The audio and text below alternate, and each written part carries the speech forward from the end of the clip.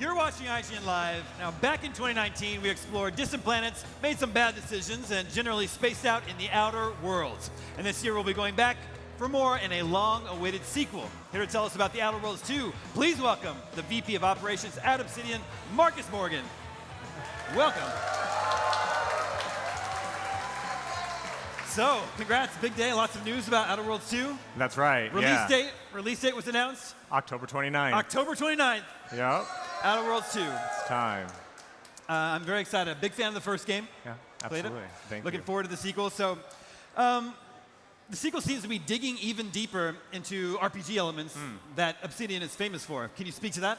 Yeah, I mean, every aspect of the RPG, Obsidian, is rooted in RPGs, and every aspect we wanted to really evolve with the Outer Worlds. And if there's one thing that I could say is about the Outer Worlds 2, it is an RPG. From how you can approach every encounter and different variations to how you build your character and the various backgrounds, but also with what we've done with evolving kind of the gameplay moment to moment. We did a lot of work, and we heard a lot of feedback from fans from the Outer Worlds 1 that they wanted to see gameplay, or that combat and gunplay really evolve in the game. And so we did that, and we tweaked that and made that better. But we also gave it that RPG touch by including a lot of different science weapons, a lot of different melee weapons. We have living armor that attacks when you walk by. We have a melee weapon that will, as you hit enemies, if you hit to the beat, it amplifies the damage. All of that sort of things that just really round out an RPG experience. Is this a fun game to work on? Like it's fun. So Obviously, fun. it's very fun, silly to play, but it seems like it's just be also fun to just go into work every day and come up with these ideas. I think that's the best part about getting to work on games like The Outer Worlds is, in my spirit of like what I care about for gaming, is it's supposed to be fun, right? We're supposed to just have a good time playing games, and there's nothing that like warms my heart. Even though it's a little bit of dark humor from time to time in The Outer Worlds, it is just fun. It is absolutely just fun. So how much would you say of Obsidian's the sort of DNA of Obsidian's repertoire in the past? How much does it draw from the studio's breadth of experience? I mean, every aspect of it. I mean, from Leonard Boyarsky, original creator of Fallout, creator of The Outer Worlds, being there and kind of a part of that, right? Shouts to Leonard. Brandon Adler, the game director, Matt Seen, the design director. These are people who've been at Obsidian for decades, and so all of that learning, all of that experience has really gone into making this game what it is, and really, really kind of the culmination of all the things that make Obsidian games special. So for anyone who didn't play Outer Worlds 1, set up the basic premise and the story of the Outer Worlds and its sequel here. So the great news, if you didn't play the Outer Worlds 1, is in the Outer Worlds 2, you didn't need to play the Outer Worlds 1. We're moving to a brand new colony, the Arcadia colony. It's a whole new set of characters.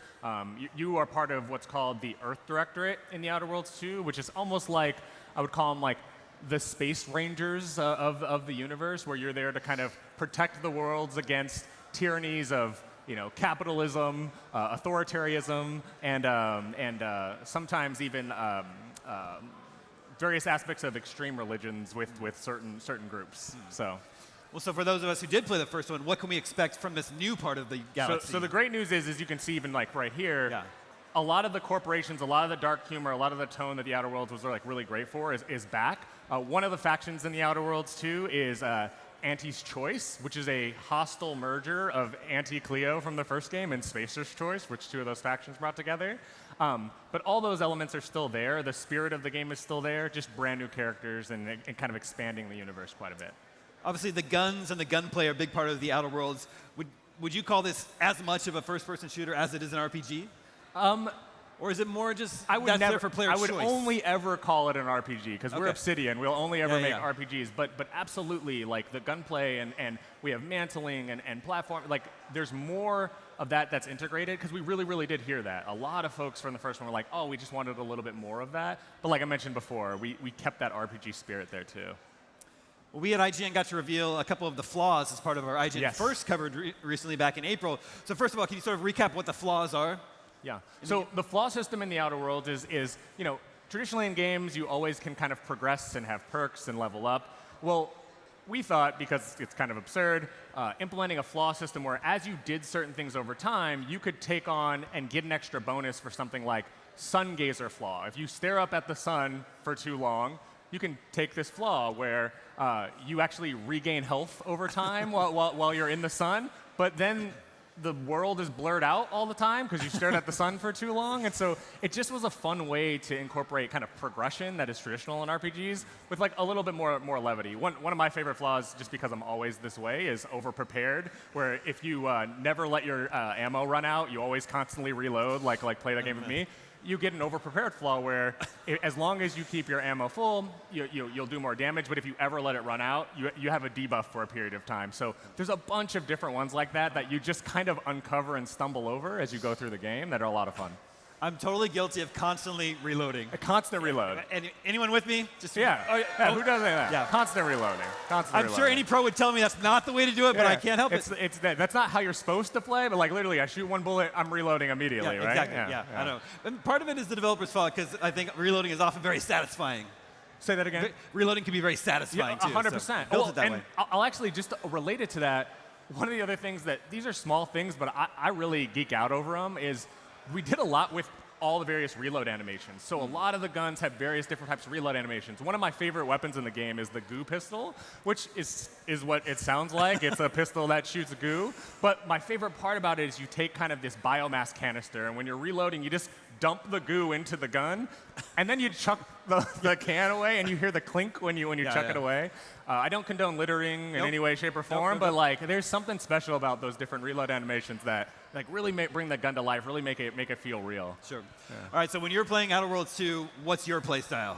Oh, so I'm a bit of a psychopath, and luckily we have the psychopath perk where I do like to handle everything with confrontation. I will say, one of the great things about the Outer Worlds 1 was you can kill every single person in the game if you want to go that route, and we did bring that back with the Outer Worlds 2. And there's even a perk that rewards you for it if you want to do that too. So I do tend to go a little bit more aggressive with my play style and just see how the world reacts if I, kill a main quest giver.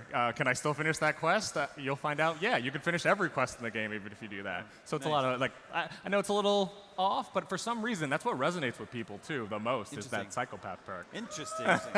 We got some psychos in the audience today, I think. You can also be a pacifist if you don't want to, if you just want to talk your way through the entire game, that's also there and possible as well. So that entire spectrum and everything in between are all available to play through the Outer Worlds 2. Is it possible to not kill anyone? Yeah, you can go through and just talk your way through. Cool. Yeah? So October 29th release date, you're kind of on the home stretch.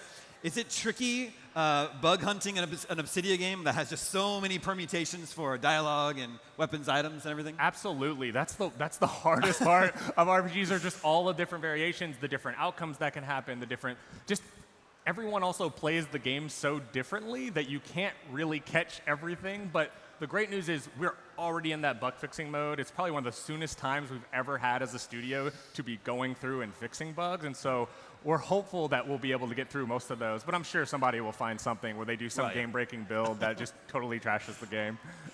Are there any new planets that you can sort of set up for us that you're excited about? Yeah, for sure. One of my favorite planets actually is a planet called Cloister.